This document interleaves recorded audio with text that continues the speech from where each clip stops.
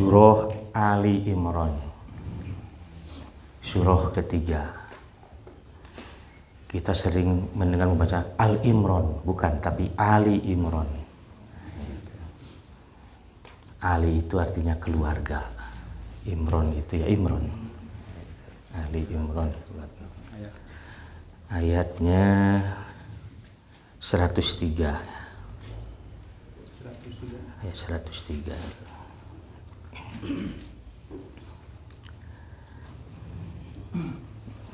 Sudah ya semua ya? Yang wa'tasimu tuh? Ya, baik. Itu Akang siapa namanya? Nama siapa? Kang Agung. Kang rada kepayunan Kang Agung. Nah, itu sudah nyumput. Baik. Sudah ketemu semua ya?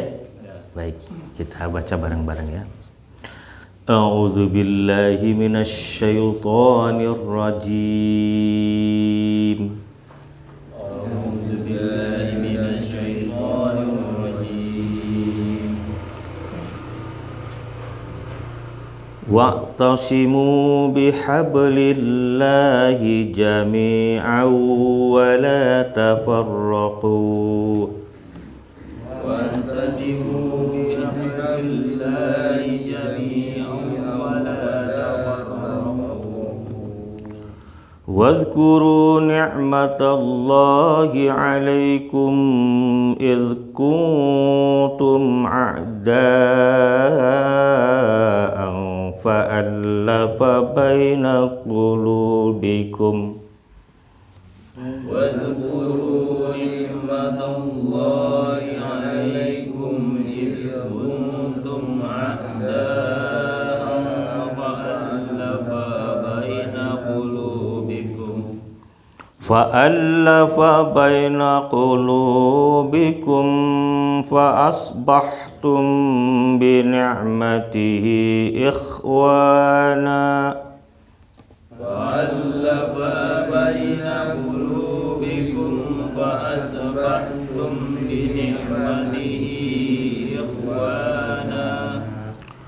Wa kuntum ala shafa hufratin minan nari fa'anqadhakum minha. Wa kuntum ala shafa hufratin minan nari fa'anqadhakum minha. Kadzalika yubayyinullahu lakum ayatihi la'allakum tahtadun. Kadzalika yubayyinullahu lakum ayatihi la'allakum tahtadun. Shadaqallahul adzim. Ya, silakan. Dan berpegang teguhlah kamu semuanya pada tali agama Allah, dan janganlah kamu bercerai-berai, dan ingatlah nikmat Allah kepadamu ketika kamu dahulu masa jahiliyah bermusuhan, lalu Allah mempersatukan hatimu sehingga dengan karunia-Nya kamu menjadi bersaudara. Sedangkan ketika itu kamu berada di tepi jurang neraka, lalu Allah menyelamatkan kamu dari sana. Demikianlah Allah menerangkan ayat-ayatnya kepada kamu agar kamu mendapat petunjuk. Baik. Alhamdulillah alladzi an'amana bi ni'matil imani wal islam. Asyhadu an la ilaha illallah wahdahu la syarikalah wa asyhadu anna Muhammadan abduhu wa rasuluh la nabiyya ba'dah. Amma ba'd. Nusalli wa nusallimu ala rasulil karim Muhammad ibn Abdillah wa alihi washabihi ajma'in sallallahu alaihi wasallam. Para bapak sekalian, alhamdulillah kita dipertemukan lagi oleh Allah dalam acara rutinan kita, pengajian setiap Selasa atau Senin malam atau malam Selasa. Jadi kalau menggunakan kalender Masihiyah berarti Senin malam, kalau menggunakan kalender Hijrah berarti malam Selasa. Karena ini sudah masuk Selasa sejak maghrib tadi. Itulah mengapa kemudian karena ini sudah masuk tanggal 14 ya, jadi tidak ada lagi apa tadi takbiran gitu. Jadi selesai pas menjelang maghrib tadilah ya, itu pas maghrib itu selesai, berarti ini sudah masuk tanggal yang baru, tanggal yang ke-14. Dan juga kalau masih ada yang tadi melaksanakan puasa, puasanya haram gitu. Karena tidak boleh saum di hari-hari tasyrik, karena tasyrik itu rangkaian dari ibadah. Wadah saya mah sudah biasa Senin Kamis biasa, tapi haram hukumnya. Kuman udah sarwa gitu. Jadi tidak bisa sesuatu yang wajib bahkan sekalipun ketika bertemu dengan keharaman, maka keharaman itu yang harus didahulukan. Nah, jadi tidak ada alasan karena melaksanakan kewajiban, apalagi melaksanakan yang sunnah.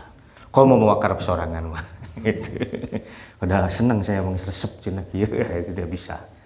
Agama tidak bisa dengan semata-mata hobi atau seneng ya, atau alasan-alasan yang bersifat pribadi. Agama turun kan untuk mengatur, ya, bukan untuk mengiyahkan, tapi untuk mengatur. Ada nanti syariah, kita kan sering menyebutnya sebagai syariah man qoblana, jadi syariah orang sebelum kita, syar'u man qoblana. Itu salah satu dari dalailul ahkam yang biasa digunakan oleh para ahli ketika menghukumi sesuatu. Jadi ini dalilnya mana? Di tangan dina Quran eueuh, dina hadis eueuh, ijma sahabat gitu aya. Itu misalnya. Ya ketemu misalnya kata ulama itu, ini ada loh orang-orang dulu melakukan ini dan Nabi tidak mengecam, tidak melarang. Nah, itu berarti sesuatu yang boleh. Itu syar'u man qoblana. Syariah orang sebelum kita. Itu syariah orang sebelum kita. Malah beberapa dari hukum yang kita terapkan sesungguhnya adalah bagian dari modernisasi hukum yang telah diberlakukan Allah untuk nabi-nabi yang sebelumnya. Seperti apa? Kisos. Kisos itu sudah ada sejak zaman Nabi Musa alaihissalam. Dalam Taurat itu sudah ada. Keharaman riba itu sudah ada di sana. Wajibnya salat sudah ada. Cuma kemudian dimodernisasi. Itulah mengapa dalam Quran disebutkan musaddiqan lima baina aydihim. Jadi Quran itu memang bukan untuk menyalahkan, tapi untuk meluruskan, membenarkan dan meluruskan. Jadi jangan sampai kemudian ada penyimpangan-penyimpangan. Baik, berkait dengan hukum-hukum yang tadi itu, kita sering dalam istilah hukum disebut dengan jurisprudensi. Jurisprudensi itu biasanya adalah sebuah peristiwa hukum yang pernah terjadi di masa lalu. Nah, kemudian kita terapkan karena ada ciri-ciri yang sama dan sebab-sebab yang serupa. Itu sesungguhnya sesuatu yang alamiah dalam arti itulah sunnah Allah itu. Bahwa Allah akan menciptakan hukum sedemikian rupa berkelindan. Karena zaman itu memang berputar. Inna zamana qadistadara. Sesungguhnya zaman, kehidupan manusia atau sejarah kehidupan manusia itu pasti akan berputar. Kama khalaqas samawati wal ardh, sebagaimana kayaumi khalaqas samawati wal ardh, seperti hari di mana Allah menciptakan langit dan bumi. Itu. Baik, begini. Tapi ini nanti harus kita sepakati benar. Ya. Jadi kan saya pernah dengar juga Pak Endang ya waktu itu minta saya tuh untuk Pak Ustadz gimana kalau kita belajar mengurus jenazah gitu kan, itu saya pernah dengar juga. Ada juga yang ingin bagaimana kita mengingat kembali mata pelajaran sholat kita mulai dari wudhu dan seterusnya. Nah, hal-hal yang seperti ini kan seringkali kadang menimbulkan dalam tanda petik persoalan-persoalan. Ya. Persoalan dalam arti ini pertanyaan yang paling mendasar. Ya. Karena fikih itu kan berasal dari pikiran orang. Sekali lagi, fikih itu pikiran orang. Tafsir juga pikiran orang. Sementara orang itu kepalanya banyak. bentuk mastakannya gitu benteng komo isina itu maksud saya. Bentuknya saja sudah beda apalagi isinya. Terlebih ya seperti kemarin tuh Kang Bali menyampaikan mengapa kita disebut al-insan, karena kita punya roh yang dalam Quran disebut summa sawahu mir rohih. Nah ruh inilah yang kemudian tergantung pada bagaimana ruh itu diurus, asupan apa pula nanti ke dalam ruh itu sehingga menjadikan ruh itu tetap dalam kesucian seperti ketika ia ditiupkan oleh Allah Subhanahu wa taala kepada jasad kita. Nah, di sini kan tergantung nanti lingkungan-lingkungan. Itulah mengapa dalam hadis kan disebutkan kullu mauludin yuladu alal fitrah fa abawahu yuhawidanihi wa yunasiranihi wa yunajisanihi. Setiap maulud itu berarti yang dilahirkan. Setiap yang dilahirkan itu ada pada fitrahnya. Fa'abawahu, maka kedua orang tuanya lah. Nah, kedua orang tuanya itu yang akan menjadikan dia Yahudi, yang menjadikan dia Nasrani, dan yang menjadikan dia Majusi. Artinya lingkungan. Mengapa disebut orang tua? Karena lingkungan yang pertama kali dikenal oleh anak itu pasti orang tuanya. Dan tentu nanti akan melingkar kepada kakak adiknya, keluarga besar di rumahnya itu, kemudian melingkar terus ke tetangga dan seterusnya. Jadi lingkungan pada akhirnya nanti akan membentuk seseorang itu menjadi seperti apa itu. Jadi, nah itulah mengapa kemudian saya berpikir untuk menjadikan ayat ini sebagai pegangannya dulu gitu.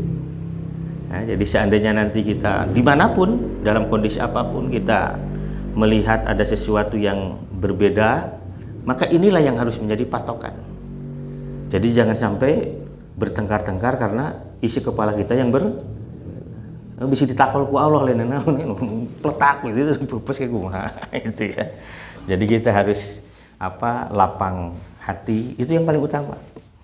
Nah, itulah kan otak itu kan terdiri dari mungkin bermiliar sel ya.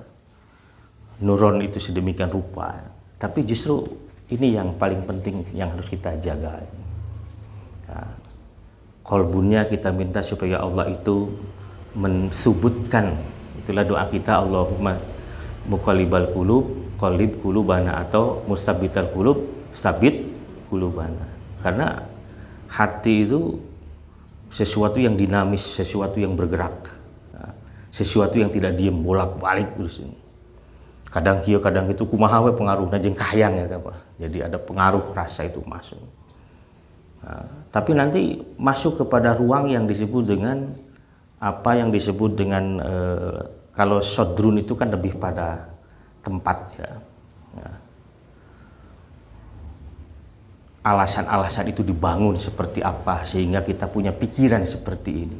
Sadar itu kan artinya adalah sesuatu yang pertama dan utama yang menjadi landasan atau fondasi sodrun itu. Tapi nanti ketika masuk ke ruang fuad itu nanti di sana bergelut pikiran-pikiran. Nah nanti lebih mantapnya yang kalau sudah lub, jamaknya albab itu. Itulah mengapa orang yang sudah mengkondisikan hati itu menjadi lebih tenang, lebih bisa menerima berbagai macam hal karena ilmu yang sedemikian dalam, maka dia tahu bahwa hakikat dari semua yang ada adalah satu Allah. Sudah itu, rakiyu antep ke Allah. Itulah mengapa inna fi khalqis samawati wal ard wa ikhtilafil laili wan nahar la ayatil liulil. Kemudian tadi juga walakum fil qisasi ayatul liulil albab. Jadi kisos itu peristiwa luar biasa, balas bunuh loh. Satu keluarga harus mati itu karena dia sudah membunuh orang lain. Nah, tapi ternyata dengan kisos itu kita akan mendapatkan sesuatu yang baru dan baik. Baik, kita lanjut ya. Wa'tasimu bihablillahi jami'a. Kata iktasoma itu dari kata asoma. Kata asoma itu pada awalnya, pada asalnya adalah memelihara. Memelihara. Itulah mengapa dalam hadis kan disebutkan, wa may yashhadu an la ilaha illallah wa anni rasulullah asama mini dima'uhu wa maluhu wa irduhu. Itu. Siapa yang sudah menyatakan syahadah bahwa tidak ada ilah kecuali Allah, dan dia pun menyatakan syahadah bahwa aku ini adalah Rasulullah, asama mini, maka dia sudah memelihara dirinya dariku. Apa yang dipelihara dari dia setelah mengucap la ilaha illallah itu dan wa anna Muhammadar Rasulullah itu? Dima'uhu, darahnya, wa maluhu, harta bendanya, wa itu, dan kehormatannya. Itu asal arti dari kata i'tisam. I'tasama itu dari kata tadi apa? Asal artinya apa tadi? Memelihara. Jadi mengapa di sini disebutkan berpegang teguh? Kan hakikat dari berpegang itu kita mengandalkan sesuatu itu menjadi sandaran dan pegangan kita. Ketika disifati dengan kata teguh atau dikondisikan dengan kata teguh, artinya bahwa kita bersetia dengan apa yang kita pegangi itu. Ketika kita bersetia dengan apa yang kita pegangi, apa bedanya dengan tadi itu? Makna memelihara. Artinya peliharalah dirimu untuk tetap, itu maksudnya, bihabli minallah, untuk memelihara tali Allah. Wa'tasimu bihablillah. Itu asal artinya seperti itu. Cuma kan menjadi agak ribet. Maka ini para ulama kita itu pada akhirnya memaknai ini sebagai berpegang teguh. Padahal kata berpegang teguh itu ada lain dalam bahasa Arab tersebut. Apa itu? Tamasuk. Itulah mengapa dalam hadis ada yang disebut begini. Qad inni taraktum fikum amrain. Ada min in tamaksaktum tamasaktum bihima falan tadilu abada. Sungguh aku telah meninggalkan untukmu, wawariskan untukmu itu dua hal. Apabila kamu berpegang teguh dengan keduanya itu, maka kamu pasti tidak akan tersesat selamanya. Jadi ada juga nanti menggunakan kata i'tasomtum. Nah, itu jadi yang mana itu di antara dua ini yang benar itu. Ya. Untuk para peneliti hadis lebih banyak menggunakan kata intamasaktum, itu yang lebih diterima. Karena itu yang paling lebih terpelihara lafal yang dari Rasulullah Muhammad SAW. Tapi mengapa ada juga yang menggunakan kata i'tasomtum? Itu. Apabila kamu tadi itu memelihara keduanya. Nah, ini yang menarik untuk kita. Jadi sekali lagi bahwa ini bukan persoalan berpegang teguh, tapi bagaimana kita memelihara tali Allah. Nah, para ulama itu sudah mengatakan bahwa hablullahil matin, bahwa tali Allah itu adalah yang sangat kuat. Maka ia tidak akan pernah terputus selamanya. Yang penting adalah bagaimana kalau kamu itu memelihara tali itu, agar jangan sampai rusak oleh pikiran-pikiranmu, keinginan-keinginanmu, atau syahwatmu. Kan Ali bin Abi Thalib radhiyallahu anhu itu pernah bilang bahwa Al-Qur'anu lahu wujuh. Quran itu memiliki banyak wajah. Jadi nanti tergantung orang melihat dari sisi mana. Seperti wajah kita ini, dilihat dari kanan seperti apa, kiri seperti apa, depan seperti apa, kalau dari atas seperti apa, dari bawah seperti apa. Komoti tukang mamerin moal katingali banget.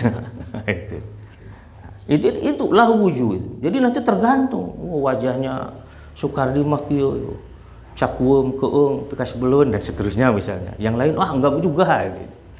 Nah, seperti itu nanti dalam praktik sholat, sifatus sholat itu dalam sholat pun sama nanti. Nah, anu ieu mah rukuna kieu, aya hadisna. Nah, anu ieu mah rukuna kieu, aya hadisnya. Sebab yang lihatnya nanti beda-beda, ada yang dari samping kanan, samping kiri, depan, belakang. Nabi kan sholat juga ketika mengajari sholat umatnya itu naik ke mimbar untuk sujudnya. Supaya apa? Supaya orang di belakang bisa melihat bagaimana Rasulullah sujud. Seperti itu. Untuk memastikan bahwa mata tidak keliru melihat. Gitu. Kan budak letik ya lamun diajar sholat sok ninggalin udah harus itu. Kersujud padahal dengan nengok gitu kan. Bisa aya nu kitu di dieu teh. Ningali sujudnya Soekardi kumaha gitu. Eta cokorna dikumahakeun gitu ya itu. Baik. Jadi saya ingin menegaskan dulu kata ini ya. Jadi kata i'tasama. Jadi bukan berpegang teguh dalam arti, tapi lebih bagaimana kita memelihara tali itu. Nah, jadi, tapi boleh kita menerjemahkan, boleh saja, tapi tadi itu imajinasi kita kembalikan itu kepada makna asal kata i'tisam. Nah, itu. Jadi mengapa itu berpegang teguh itu diambil dengan kata kata asoma. Artinya bahwa ada kewajiban kita untuk memelihara tali Allah atau memeliharakan diri kita. Jadi kita nih minta nih supaya kita dipelihara oleh tali Allah. Apa tali Allah itu? Al-Quran. Ada juga yang menyebut Alkitab. Karena mana Alkitab dimaknai lebih. Karena Alkitab menyangkut seluruh aspek hukum yang telah ditetapkan Allah melalui Al-Quran ataupun sunnah Rasulullah Muhammad Sallallahu Alaihi Wasallam.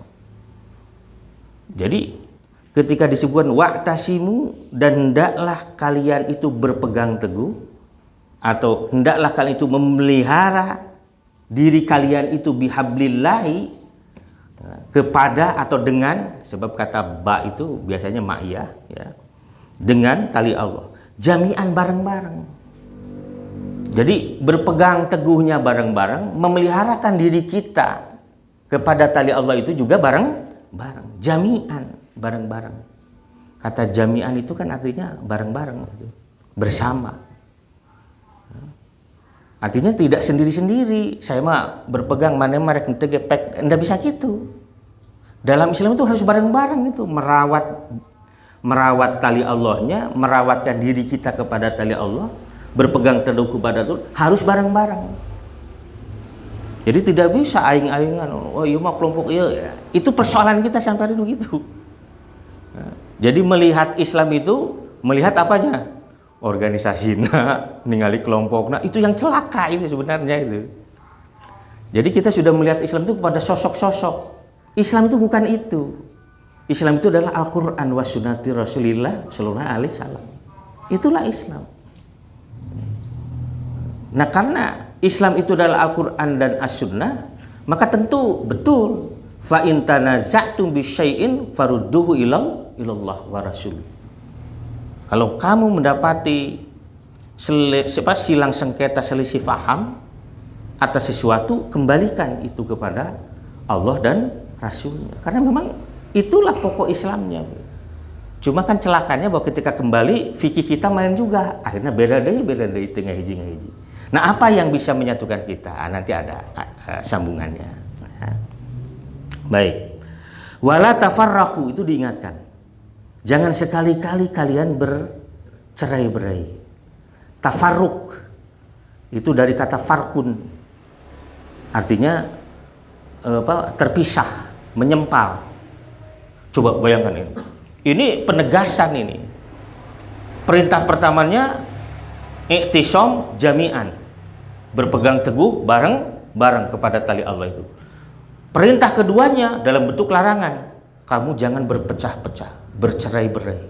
Sudah sempurna betul itu. Kuatnya perintah Allah itu. Bahwa kita tidak punya pilihan lain kecuali bersama. Bersatu.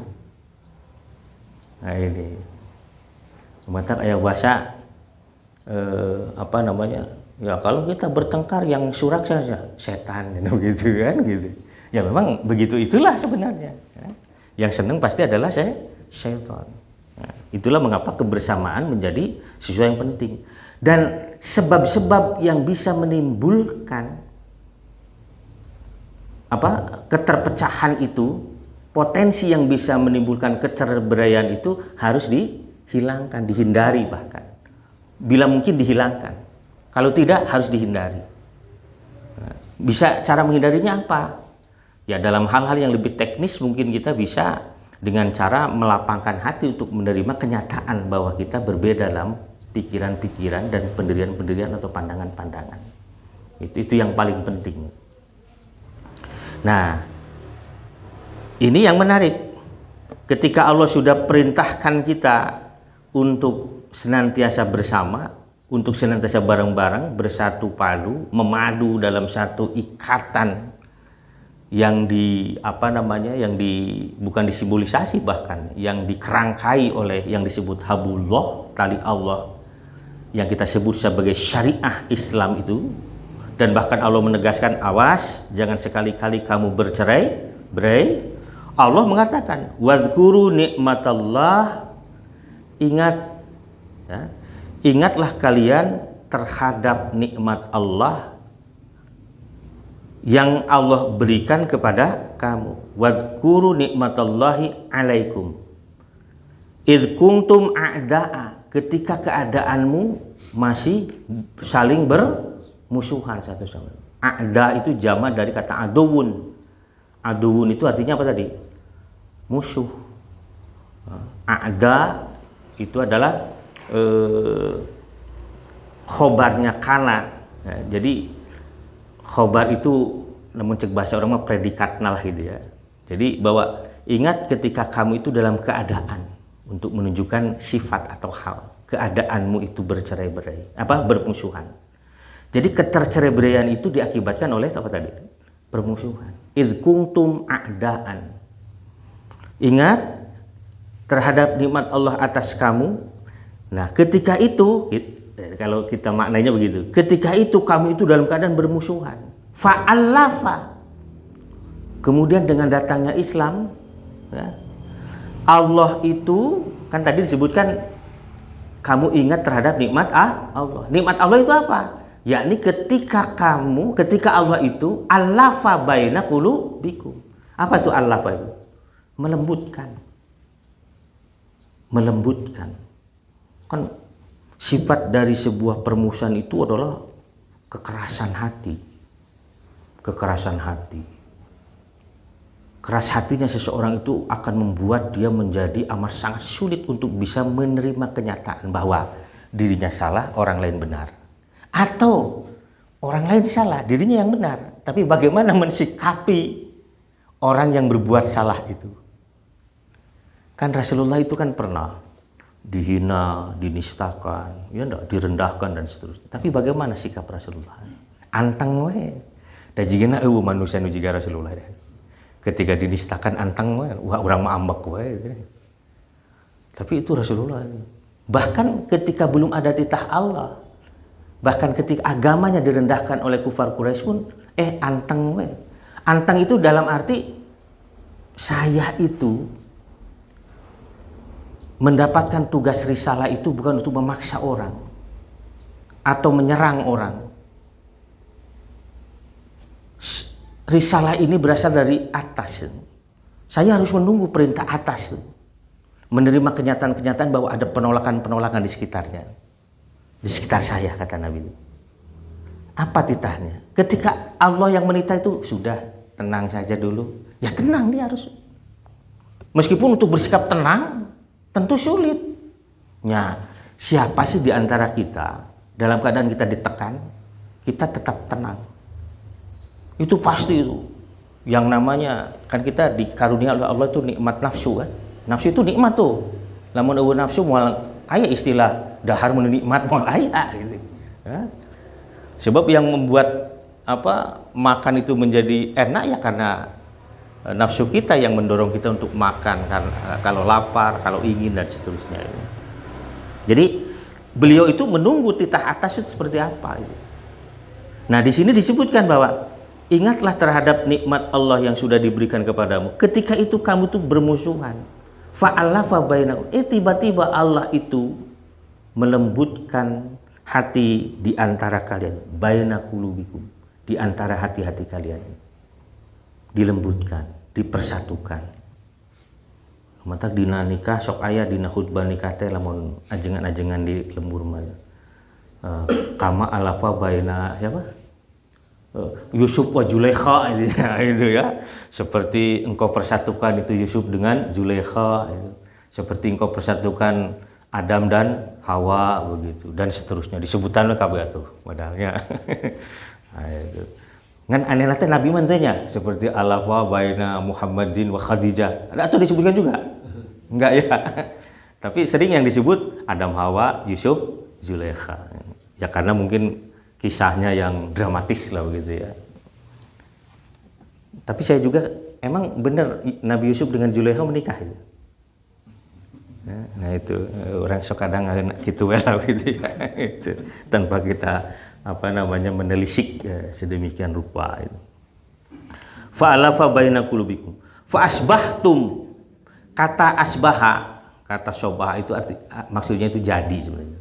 Nah, fa asbahtum, maka kamu menjadi binikmatihi, dengan nikmatnya yang tadi itu, nikmat dipersatukan, dipertautkan hati, dilembutkan hati, ikhwanan, menjadi bersaudara. Nah itu. Jadi nikmat Allah yang terbesar bagi umat Muhammad ketika itu adalah, ini kan sebenarnya kisah yang menceritakan tentang Aus Khazraj yang selama ini bertentangan satu sama lain. Perang itu tidak berhenti. Tidak pernah berhenti berperang mereka. Kemudian datang iman Islam kepada mereka. Kemudian diajari oleh Quran itu bahwa kalian itu bersaudara satu sama lain dan seterusnya. Tapi kan lebih daripada itu. Bukan hanya penuturan seorang Muhammad. Mungkin seorang Muhammad kalau sebagai manusia biasa tidak akan didengar orang. Kekuatannya pun tidak akan sedahsyat itu. Tapi karena Muhammad itu adalah Rasulullah, dibekali oleh Allah apa yang disebut dengan jawami'ul kalim. Kemampuan menyampaikan tutur tidak mesti panjang-panjang, tetapi tutur yang pendek itu menembus dada setiap orang. Jadi yang disasar itu adalah hati. Seperti juga Allah tadi itu, fa'alafa baina qulubikum, hati. Karena ya misalnya persaudaraan yang dasarnya itu adalah kepentingan, itu tidak akan permanen. Punten ya, ini kan beda ima fakta. Ia pendukung punten ya, ia pendukung Jokowi, ia pendukung Jokowi. Ketika dua-duanya itu kepentingannya masih dirawat, pan bareng-bareng apapun keliru salahnya itu akan dibenarkan. Pokoknya guys bareng-bareng. Nah sekarang kan setelah pemilu kemarin, pendukung Jokowi ini terpecahnya. Waduh, iya jadi malik musuhan, saruan iya. Jadi parasea. Karena tadi kepentingannya sudah tidak lagi sama. Nah itu maksud saya bahwa persatuan itu kalau, persaudaraan itu kalau didasari oleh kepentingan material, kepentingan dunia, itu pasti sesaat. Dan memang benar sesaat. 10 tahun kan lamanya itu. Setelah 10 tahun bubar jalan. Tapi tidak dengan persaudaraan yang didasari oleh apa tadi itu? Nikmat Allah. Di mana hati ini yang dilembutkan oleh Allah. Maka dimanapun dia mendapati perbedaan sekeras apapun dia pasti akan bisa menerima itu. Dengan menyatakan, menurutku apa yang aku yakini benar. Mungkin dia juga meyakini apa yang diyakini benar. Selesai sudah. Yang penting masing-masing siap mempertanggungjawabkan dalil hukumnya kelak di hadapan Allah Rabbul Izzah. Cuma kan nanti begini, manusia kan diberi otak, diberi akal untuk bisa melakukan semacam analisis terhadap dalil-dalil itu. Dan ilmunya lengkap. Jadi ilmu sebagai sebuah instrumen untuk memecah persoalan-persoalan hukum dalam ayat, dalam hadis itu kan sudah lengkap. Para ulama sudah menyiapkan segalanya. Tinggal tadi kesiapan kita untuk bisa menerima. Jadi lamun guys disebutkan datana ya faktana teh. Oh iya jelema teh tukang bohong, kazab atau kazib ya. Dan semua orang pun mengatakan bahwa huwa kazab. Nya ieu ulah ke aing mah percaya kasih eta teh ulah maksudnya. Dalam ilmu hadis ada disebut dengan matruk, ada disebut dengan munkar. Matruk itu adalah kondisi seorang rawi yang dituduh oleh sebagian atau seseorang ulama sebagai pendusta. Jadi apa tuh? Tuduhan yang bersifat bisa parsial atau komunal ya. Jadi komunitas tertentu. Tapi nanti ada munkar. Munkar itu adalah salah satunya ya, ini salah satu parameter kemunkaran seorang muhadis yang tidak diterima riwayatnya itu, ketika semua orang mengatakan bahwa dia itu pendusta. Semua orang dimaksud adalah para ahli.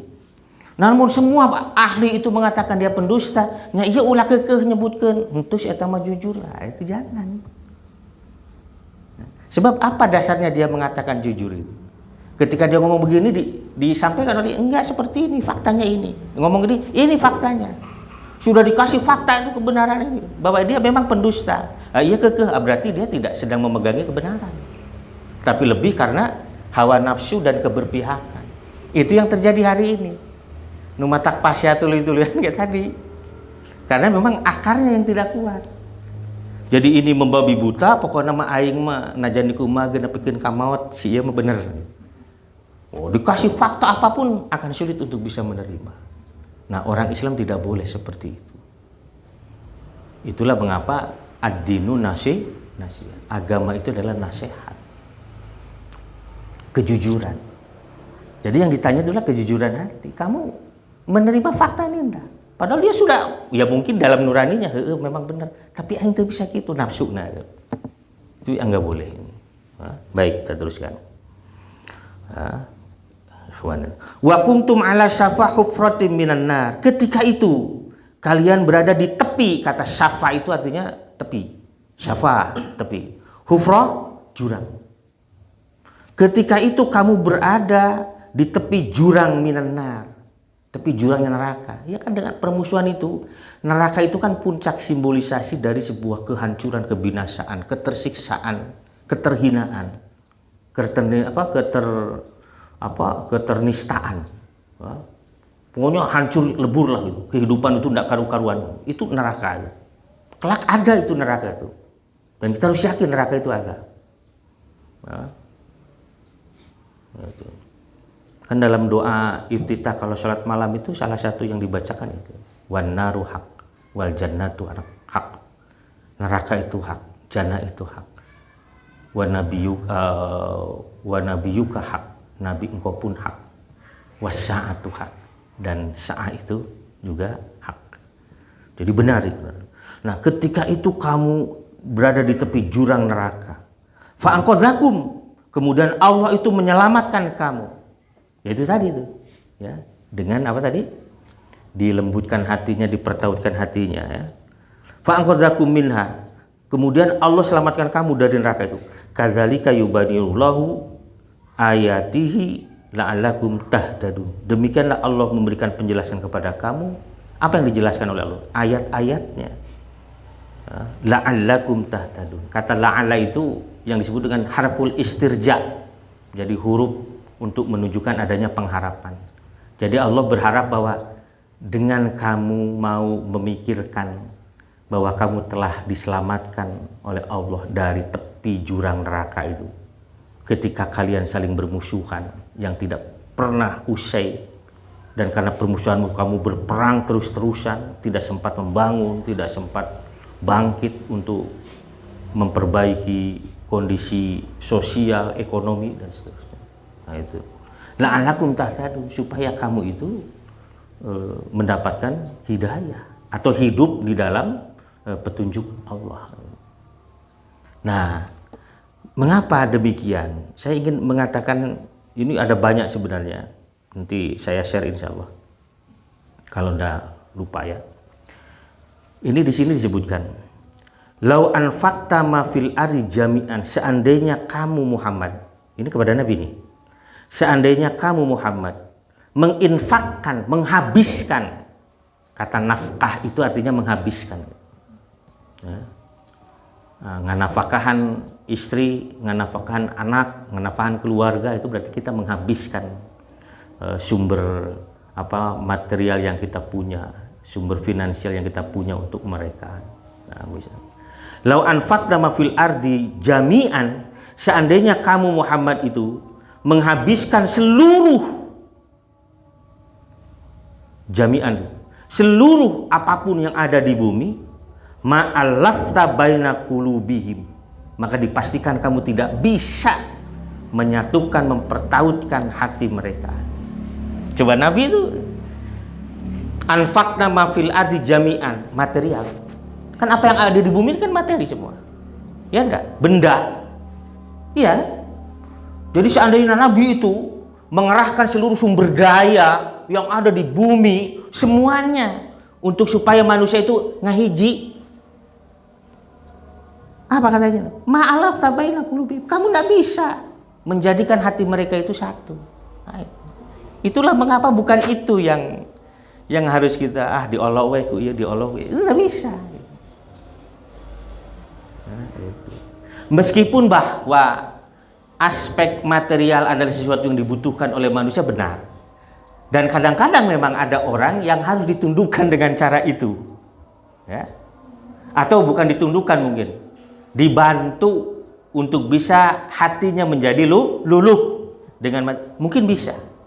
Itulah mengapa dalam Quran disebutkan innamas shadaqat lil fuqara'i wal masakin wal mu'allafatu qulub, bahwa di antara yang hak mendapatkan sedekah itu adalah al mu'allafah qulubuhum.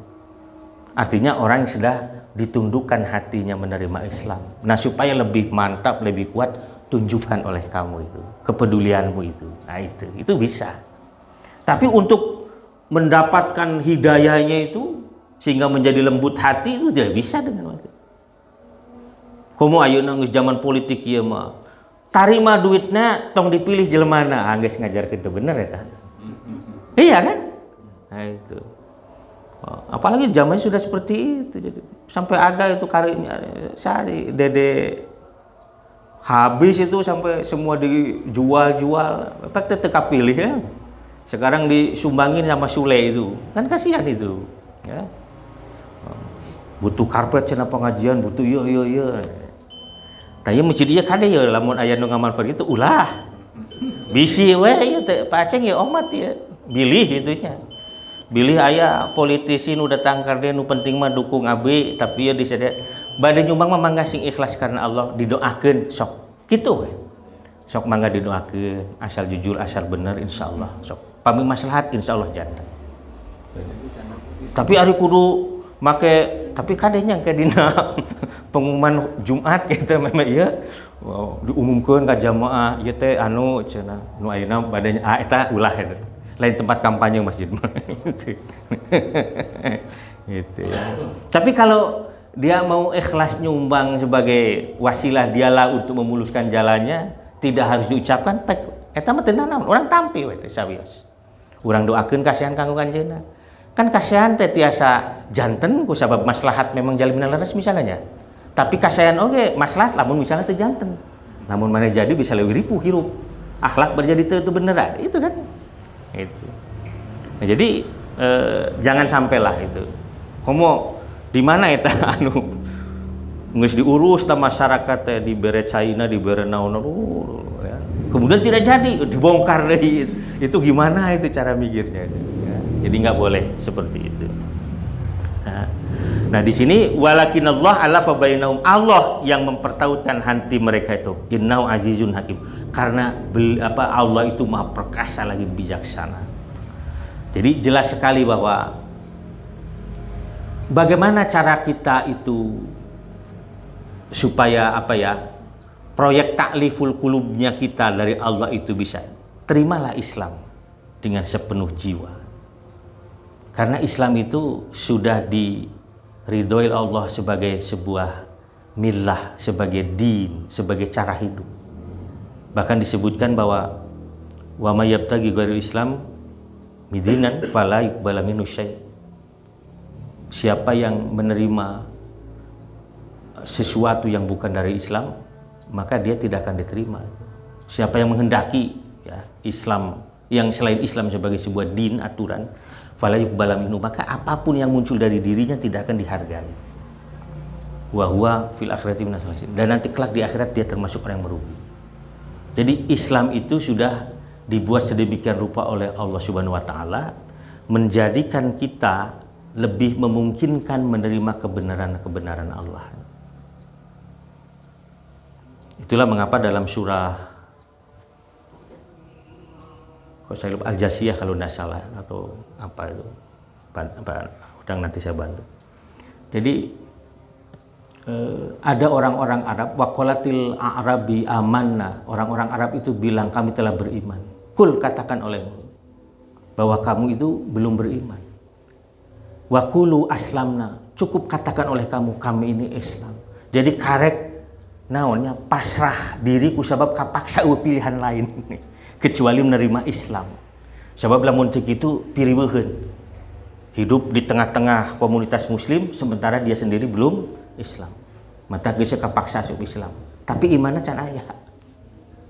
Jadi kane loh. Ya.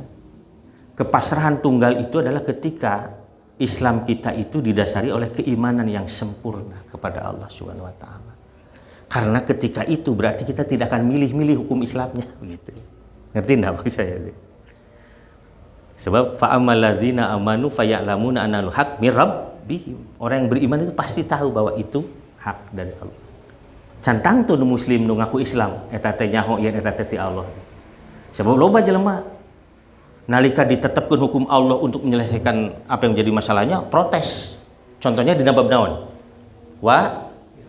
Waris. Iya kan?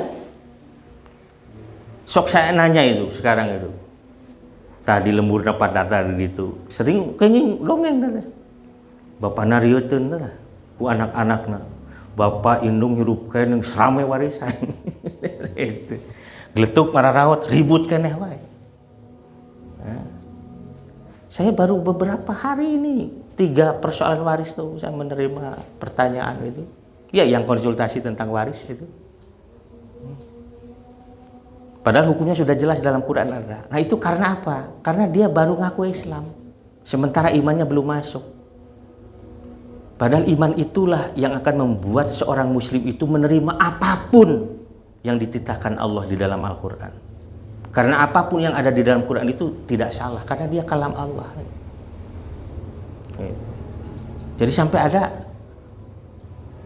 di muka waris. Nah, jadi si Neng ya iya bagian ya si AA ya bagikeun hirup kan ya. Nah, itu sebenarnya tidak benar itu. Seperti itu, tidak benar. Karena nilai itu kan berubah juga. Nah, beginilah. Katakanlah kakaknya mendapatkan lahan di sini, kebun di sana, adiknya dapat lahan kebun di sini. Nah, hari tak narima. Nah, kenwailah dengan si AA sesuai yeuna cina 2 bagian bisa bagi sebagian. Lalu pas letuk maut ternyata tanah adiknya yang sebagian itu harganya aing lah. Itu bertengkar. Orang Ciamis teh. Asli patah-tali. Leres itu. Nyamuri tempat saja enggak yang pedan konsultasi orang Ciamis gitu. Nah, gitu. Jadi ada yang begitu itu. Ya, gitu. Jadi kalau bisa coba hal-hal yang kita harus siap untuk menerima apapun tuntunan Islam itu. Komo ayeuna tanangan sacenggawok kamari punten ieu mah orang Cibaduyut yang seperti itu. Nepi ka gelut adi jeung lanjut. Bari jeung indung bapana aya keneh. Bayangkan. Ya Allah ya Rabb. Nauzubillahi min kita semoga dihindarkan dari hal-hal yang seperti itu. Pan aya bahasa eueuh nu jamuga hirup jelema anu hirup tina sarakah waris. Iya kan? Pasti dihancur. Sehebat apapun, sebanyak apapun itu pasti akan hancur kalau didapat dengan cara yang tidak benar. Waris utama itu. Banyak celaka itu dalam urusan waris. Nah, itulah mungkin ya. Nah, jadi sebenarnya. Jadi intinya begini. Sebelum nanti masuk kepada pembahasan-pembahasan yang mendatangkan fikih, ya maksud saya, ini bab hatena ya kudu DWPS ya, ya. Jadi hati kita. Jadi bahwa kita mungkin akan mendapatkan hal-hal yang berbeda, tapi perbedaan itu harus dipandang sebagai sebuah ilmu, ya, sebagai sebuah ilmu yang bisa kita kaji sedemikian rupa, ya. Dan nanti yang paling utama adalah bagaimana kita menyikapi itu sebagai sebuah sesuatu yang bisa mendatangkan rahmah Allah.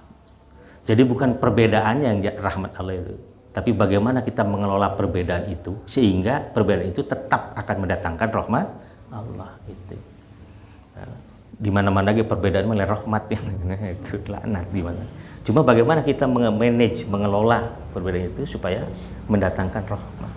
Yani ketika kita tenang, orang lain pun tidak menjadi terusik dan seterusnya dan seterusnya.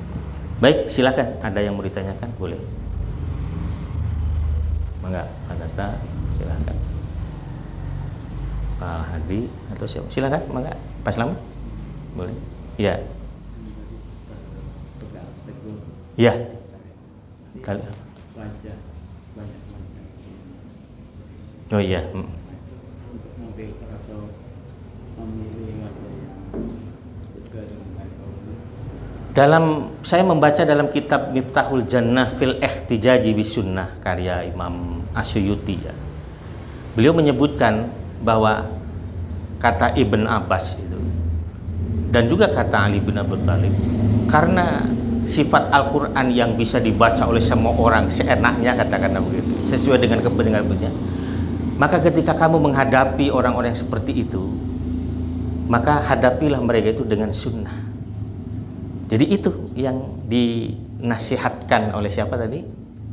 Oleh kedua sahabat Nabi ini.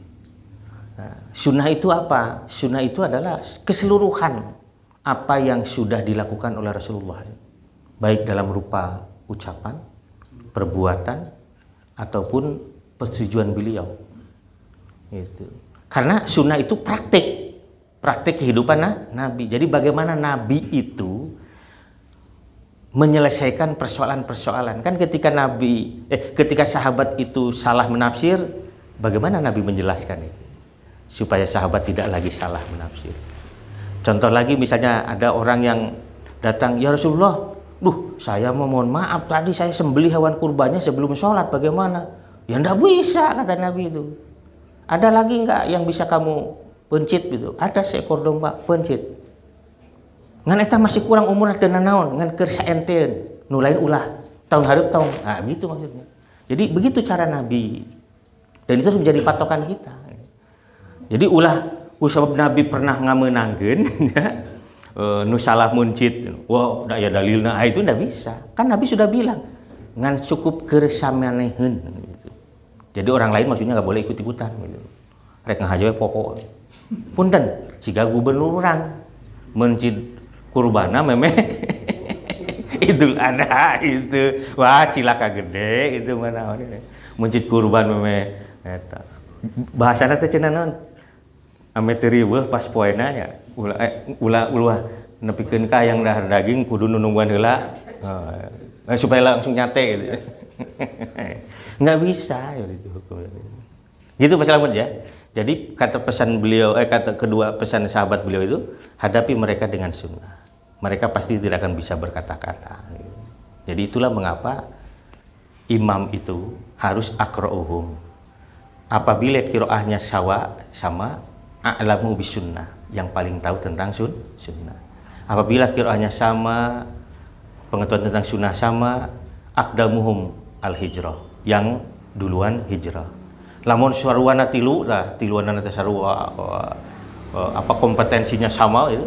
Nah, itu baru nungis kolot itu numpang kolot. Nah, itu. Itulah mengapa Ibnu Abbas pernah jadi imam sahabat-sahabat yang sudah gede-gede. Ya karena aqra'uhum yang paling.